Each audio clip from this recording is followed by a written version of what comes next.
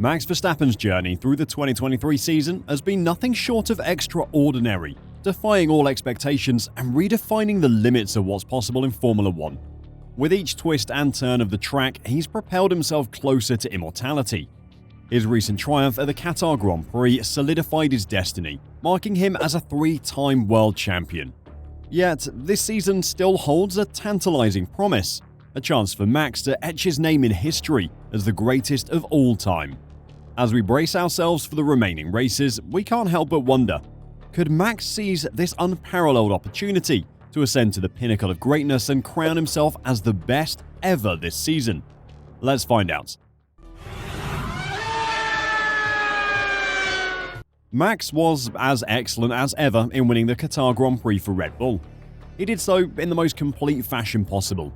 He led every lap, the fastest of which was half a second quicker than any other driver's fastest.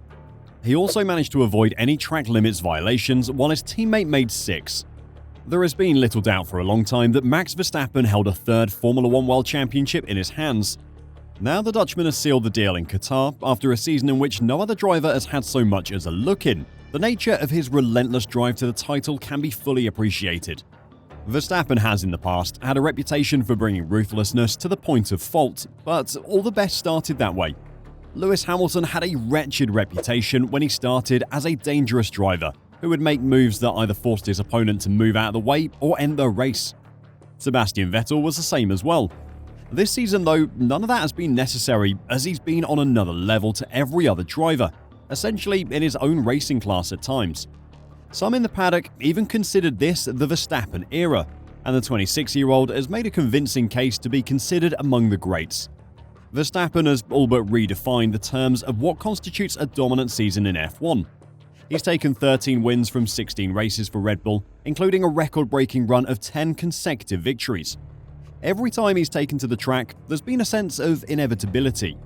His teammate Sergio Perez, in identical machinery, has been left flailing, pushing too hard in a forlorn effort to close the gap. Even if Perez wasn't forcing himself into failure, would he be anywhere near Verstappen's level? No, has to be the answer, doesn't it? The chasm between them is illustrative of the next level Verstappen has attained, appreciated not least by his Red Bull team principal, Christian Horner. At 26 years old, it is an outstanding achievement, he says. The manner in which he has done it has put him in the echelons of the greatest in the sport. To have won 3 titles in a row with the dominance he had in 2022, and then this year, is something the sport has not seen for a long time. It is easy to underestimate the level at which he's operating. He's earning his place with the greats. I believe he's up there with the very best of them. It would be simple to dismiss Horner's comments as intra-team flattery, but you shouldn't. This season in particular, Verstappen has achieved another level of performance. Those stats I just mentioned earlier aren't just impressive, they are unprecedented.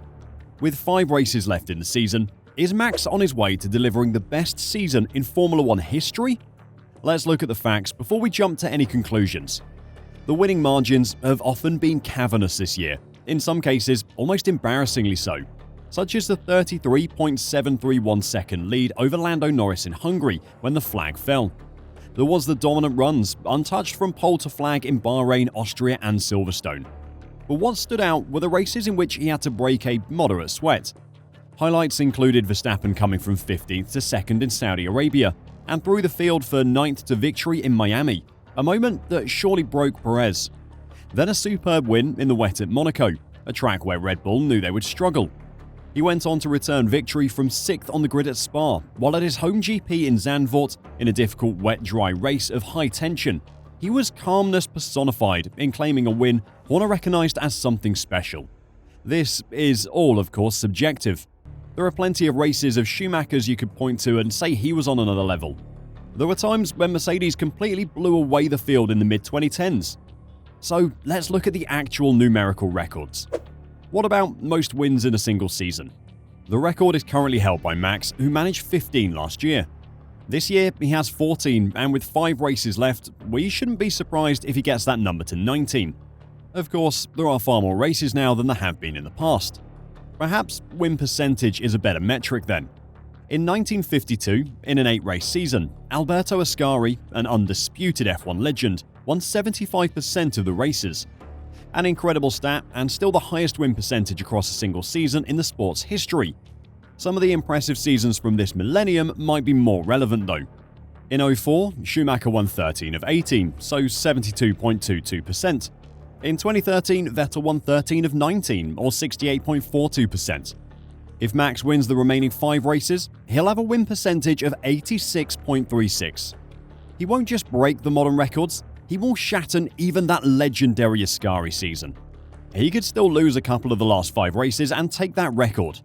But let's not forget the team behind him. They have, without doubt, played their part as they secured a 6th Constructors' title. Adrian Newey, the Chief Technical Officer who has designed cars that have won 12 Constructors' titles and now 13 Drivers' crowns for 3 different teams, noted the level at which Red Bull and Verstappen have been operating.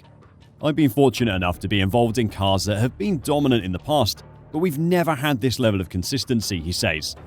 That level of consistency comes from the guy in the cockpit.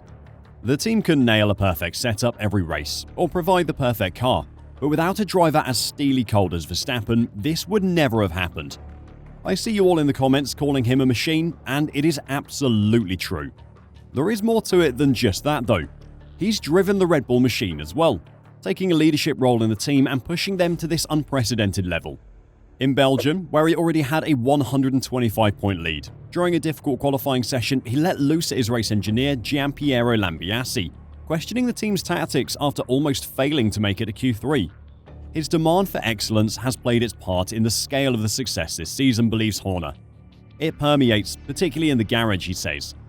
He is a tough cookie, but you know he's going to give you 120% when you put him in the car, and he expects the same in return.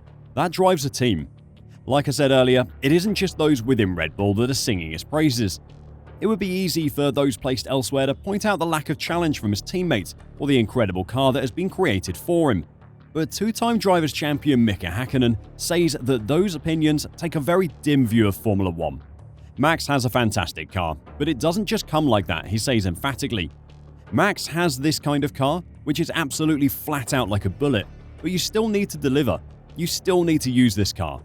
You still have to deliver. Doesn't matter if the car is good or bad. You have to give the maximum. You can't just put any Formula 1 driver in the Red Bull and expect them to perform in the way Max has. Perez is proof enough of that. Hakkinen and Verstappen's titles are actually quite similar. The season that Mika won his first title, 1998, he drove a car designed by Adrian Newey. It was Newey's first car for McLaren, and in the opening round of the season, Hakkinen and David Coulthard lapped the entire field in it. He knows what it's like to drive a car that is better than anyone else's, but he highlighted how that is only a small part of the battle. The records show you how Max has been driving this year, and with this kind of domination in performance, whether practice, qualification or the race, the driving has been incredibly controlled, he says. You need to constantly focus on how you can make the car better, even if it is already half a second quicker than any others, he says. In a way, that's an awful feeling because you're looking for problems. You never come into the pits and say, "My car is fantastic." That requires a great focus, the constant demand. What do I need to go quicker? And Max has demonstrated that focus. At this point, what else can we say? By the time the checkered flag is waved in Abu Dhabi, Max will surely have secured his place in the record books, having delivered the greatest season of all time. There are probably some of you who will never applaud him for what he has achieved this year because of what happened in the 2021 season finale. But the numbers will never lie, and his achievements this season will be etched into Formula 1 immortality. Do you disagree? I'd love to read your point of view in the comments. While you're down there, make sure to give us a like if you enjoyed the video and subscribe for more Formula 1 news. Until next time, drive safe and bye for now.